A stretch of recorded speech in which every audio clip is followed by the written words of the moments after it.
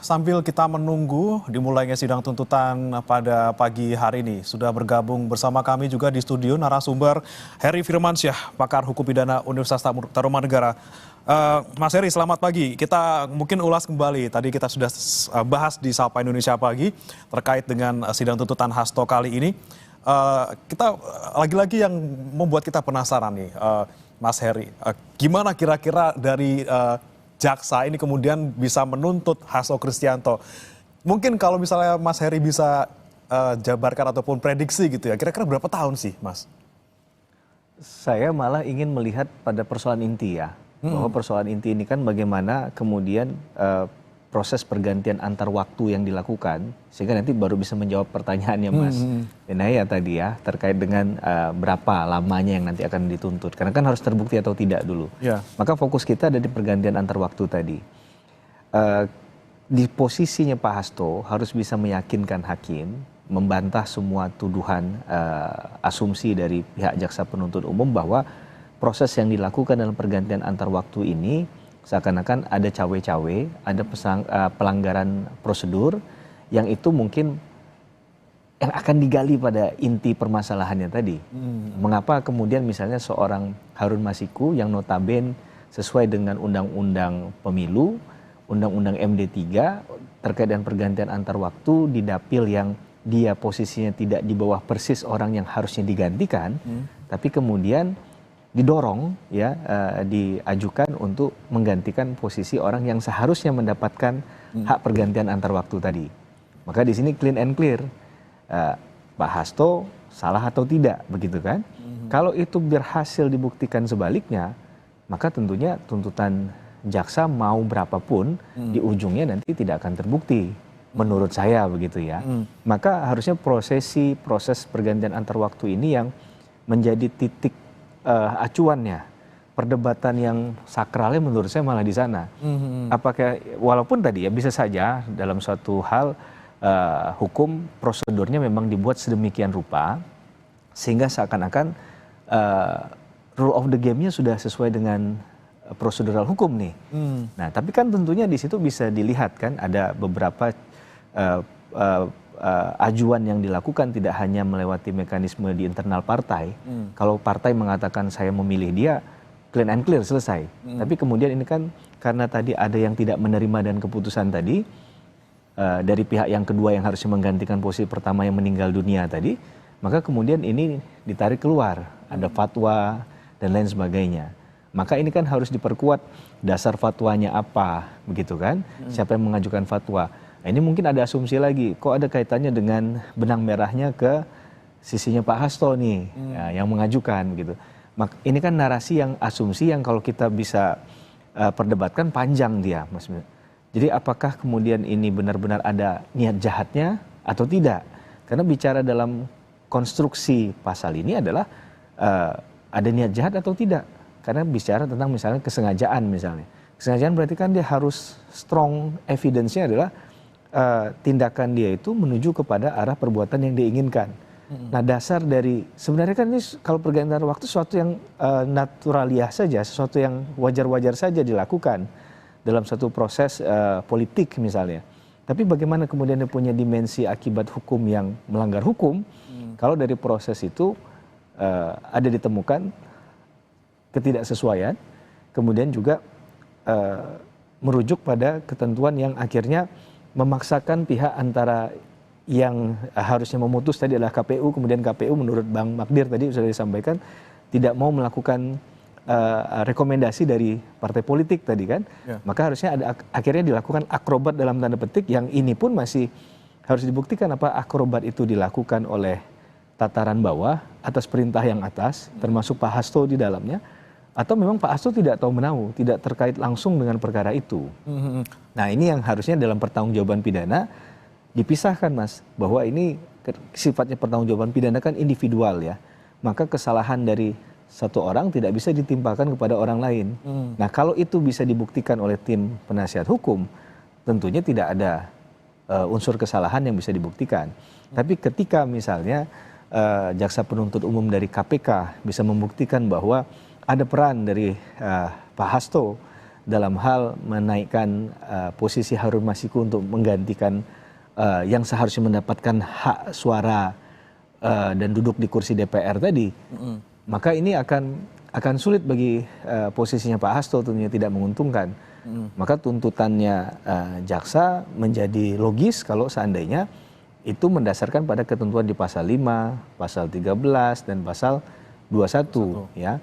Tinggal bagaimana nanti mengkonstruksikannya kan, karena kita tidak mengenal katakanlah pemidanaan secara kumulatif, tidak ditambah-tambah kemudian hasilnya akan sampai pada 30 tahun, 40 tahun, itu tidak dikenal dalam sistem peradilan pidana kita.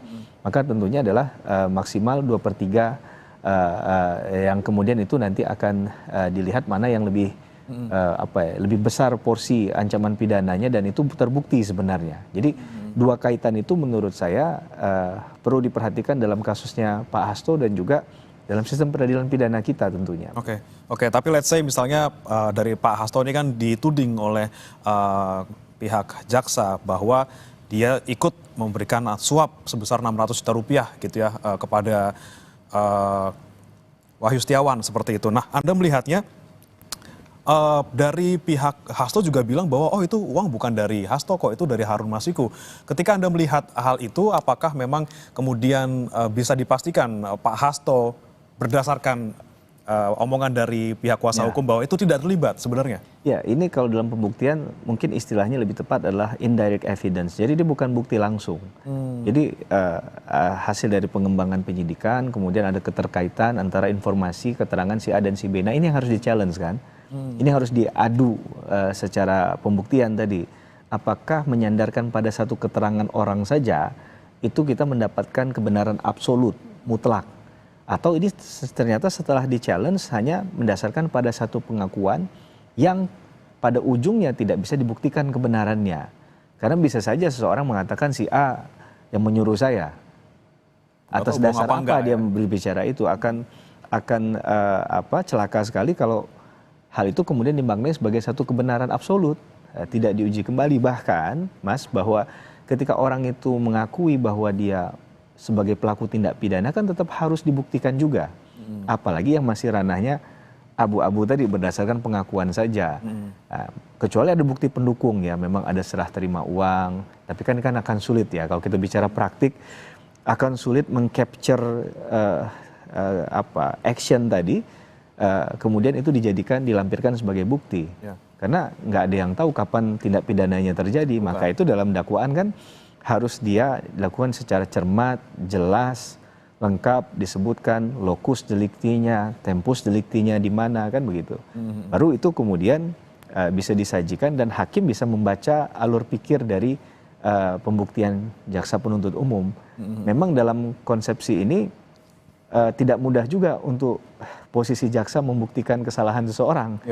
Di sisi yang lain juga tidak mudah juga seseorang untuk membuktikan sebaliknya atas tuduhan jaksa. Begitu ya. Sama-sama susah nih antara pihak Hasto membuktikan bahwa tidak terlibat, kemudian jaksa juga agak sulit untuk mencari bukti absolutnya untuk membuktikan bahwa memang benar Hasto yang melakukan. Begini, Mas, kadang dalam pembuktian yang saya pelajari tidak bisa bebas nilai. Kadang kita tahu semuanya, tapi kadang ada batasan limitation yang kadang dalam hal ini tidak bisa diungkap begitu. Tapi pembelaan itu tetap harus berjalan begitu. Jadi ketika pembelaan tetap harus berjalan sampai pada tujuannya adalah memenangkan perkara, tapi dibatasi, saya nggak tahu di pihak jasa penuntut umum ataukah dari pihak kuasa hukum, ini yang sulit untuk kita menilai ya, bahwa perkara ini terang benderang terjadinya seperti apa. Maka fakta yang tercecer, fakta yang diselundupkan, itu nggak mungkin akan menimbulkan satu keadilan dalam satu putusan. Cerminannya nggak akan ada di sana. Maka yang kita tuntut dalam setiap perkara yang diajukan termasuk kasus Pak Hasto ini adalah fakta hukumnya yang sebenarnya seperti apa sih. Ini kan masing-masing versi kan. Versi jaksa penuntut umum KPK begini, versi dari tim kuasa hukumnya Pak Hasto berbeda. Kalau mereka sama nggak akan sampai sidang ini kan. Jadi persoalannya adalah karena masing-masing menggunakan kacamata yang berbeda, sudut pandang yang berbeda. Maka hakim yang netral akan menguji tadi bahwa versi dari jaksa penuntut umum bahwa ada keterkaitan Pak Hasto itu realnya seperti apa sih begitu kan? Adakah perbuatan yang dilakukan berdasarkan kewenangan jabatannya tadi, kemudian juga kaitannya dengan misal pasal penyuapan mempengaruhi nuansa kebatinan dari pejabat negara untuk melakukan atau tidak melakukan sesuatu yang kemudian bertentangan dengan kewajiban hukum yang harusnya dilakukan, maka menurut saya ini bisa baru dikonstruksikan pembuktiannya bahwa pemenuhan terhadap unsur pasal tadi itu menjadi clean and clear, ada atau tidak ada begitu. Ini challenge dari hakim sendiri untuk hari ini bisa, untuk nanti di kasus ini bisa memutuskan ya apakah yang bersangkutan bersalah atau tidak. Oke, baik, terima kasih rekan-rekan pers. Oke, belum ya? Oke. Baik, terima kasih rekan-rekan pers. Sejak awal ketika menggunakan rompi oranye ini, kebetulan nomornya 18, saya kenakan dengan keyakinan bahwa kebenaran akan menang. Satyam Eva Jayate. Karena itulah hari ini saya juga dengan penuh keyakinan untuk mengikuti persidangan dengan agenda mendengarkan tuntutan dari jaksa penuntut umum. Mengapa? Karena di dalam fakta-fakta persidangan ini telah terungkap bahwa proses daur ulang yang dilakukan terhadap putusan yang sudah inkrah pada tahun 2020 ternyata begitu banyak rekayasa hukum. Tidak ada suatu fakta-fakta hukum yang mengarahkan kepada dakwaan dari JPU. Tetapi kami juga memahami tugas dari penuntut umum, bahwa penuntut umum harus punya kewajiban membuktikan, tetapi ya tugasnya menuntut. Nah, sehingga kami pahami tugas-tugasnya itu. Yang penting good news-nya, pledoi sudah saya selesaikan, tinggal nanti menyesuaikan dengan tuntutan dari JPU, dan minggu depan saya siap bacakan dengan berbagai referensi-referensi yang menunjukkan pentingnya the morality of law, pentingnya due process of law. Terima kasih. Terima kasih. Terima kasih, Pak.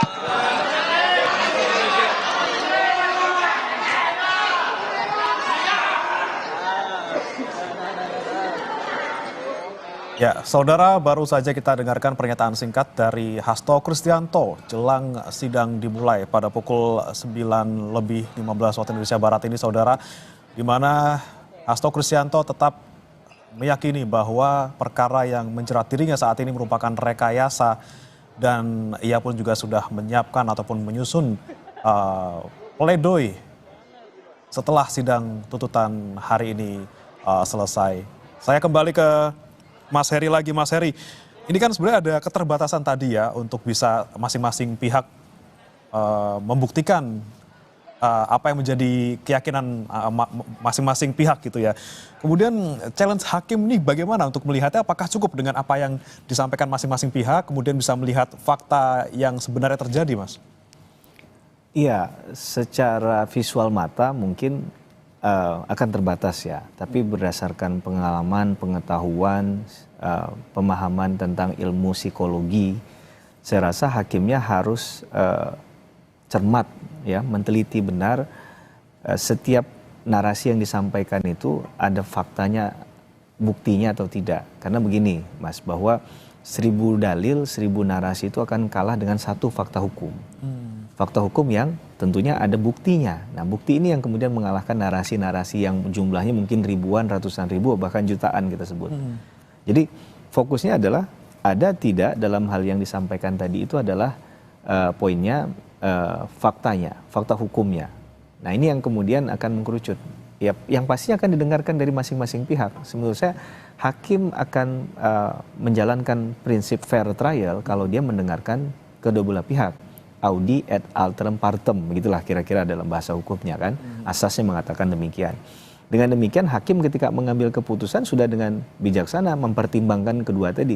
Maka mereka diberikan hak hukum untuk menyampaikan poin-poin hukumnya tadi, pembelaannya ataupun penyangkalannya, ataupun poin untuk membuktikan kesalahan orang tadi itu dengan waktu yang sama, waktu yang cukup gitu ya.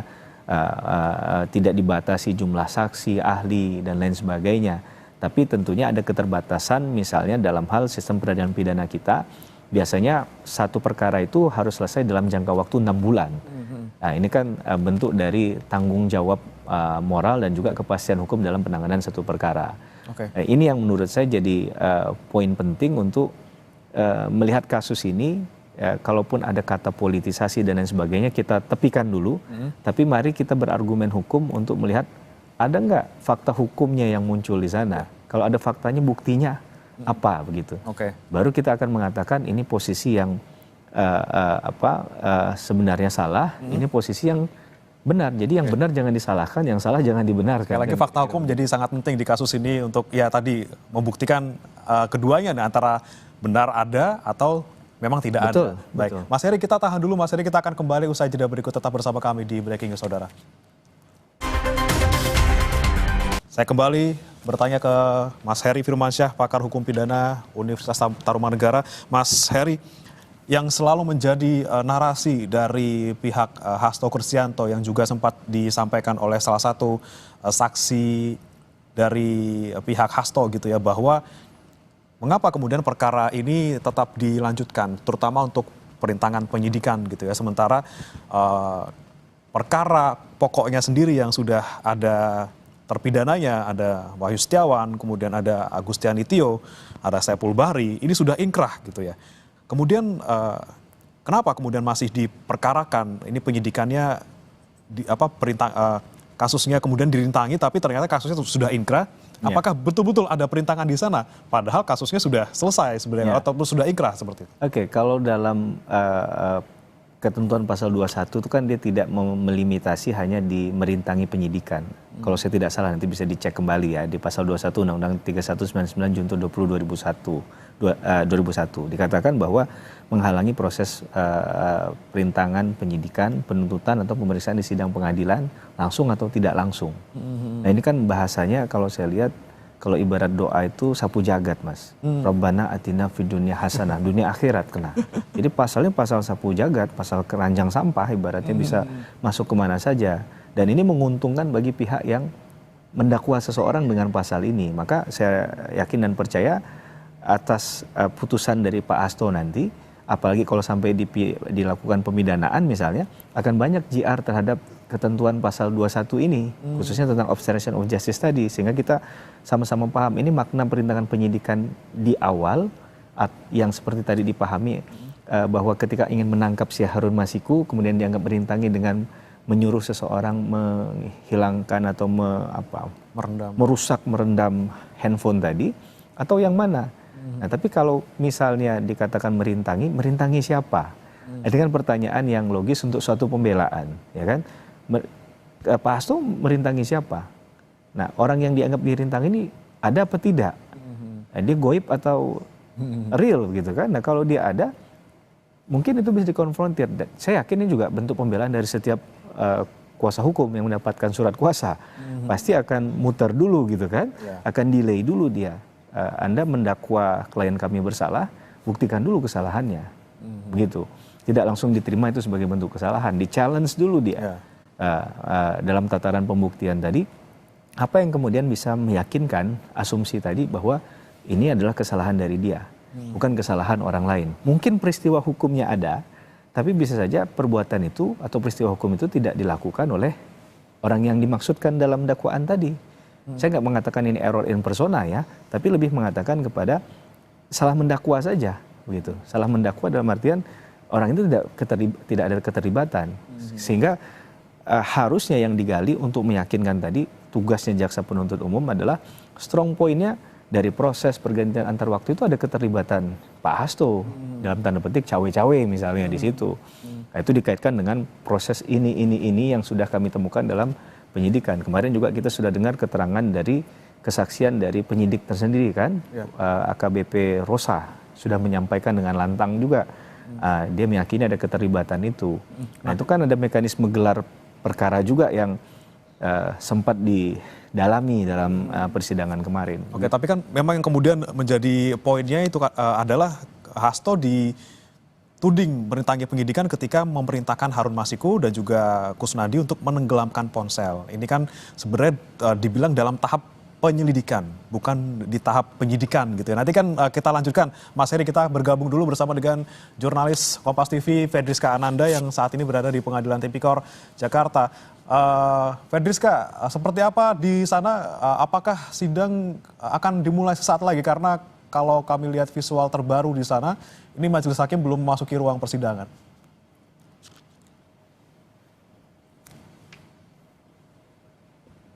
Fedriska? Ya, Fedriska, bisa mendengar suara kami? Oke, kami nanti akan kembali sapa Fedriska, saudara. Kita kembali ke Mas Heri lagi. Mas Heri, ini kan lagi-lagi nih, yang menjadi poin dari kuasa hukum Hasto Kristianto adalah, loh ini kan meminta untuk merendam ponselnya ketika belum masuk penyidikan gitu ya, masih di tahap penyelidikan. Padahal di pasal 21 disebutnya di sini adalah perintangan penyidikan, bukan perintangan penyelidikan. Apakah kemudian menuding Hasto melakukan perintangan di tahap penyelidikan ini relevan untuk dibikin kasus seperti ini gitu, Mas?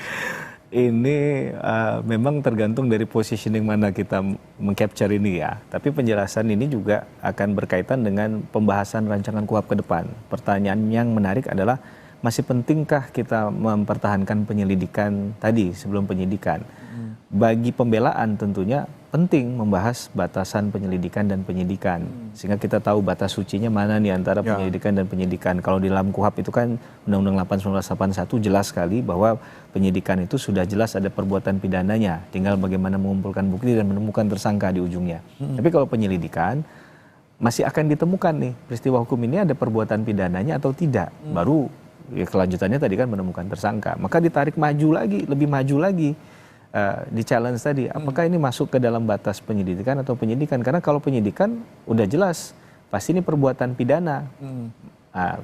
Tentu bagi positioning pembelaan akan menyoal masalah kita belum sepakat ini apakah ini penyidikan atau penyelidikan. Maka harusnya dari uraian penyelidik dan penyidik yang dihadirkan kemarin, hakim harusnya bisa menilai ini sudah masuk ke tahap penyidikan atau masih sebatas penyelidikan. Oke, baik. Ini yang nanti kemudian jadi soal ke depannya ya, Mas ya. Kita ke